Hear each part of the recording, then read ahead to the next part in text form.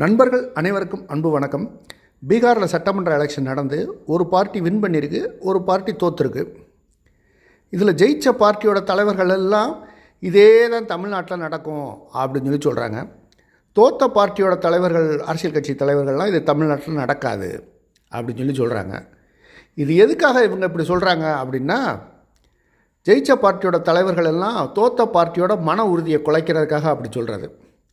தோற்ற பார்ட்டி தலைவர்களெல்லாம் ஜெயித்த பார்ட்டியோட தலைவர்களோட மன உறுதியை குலைக்கிறதுக்காக இவங்க இந்த மாதிரி ஸ்டேட்மெண்ட் கொடுப்பாங்க. ஆனால் உண்மையிலே இது தமிழ்நாட்டில் எதிரொலிக்காதா அப்படின்னா, அது மக்களோட கையிலையும் காலத்தோட கையிலையும் கடவுளோட கையிலையும் தான் இருக்குது. அரசியல் கட்சி தலைவர்களோட கையில் இல்லை. இதுதான் நிதர்சனமான உண்மை. நன்றி, வணக்கம். நம்ம சேனலை சப்ஸ்கிரைப் பண்ணாதவங்க பண்ணிக்கங்க.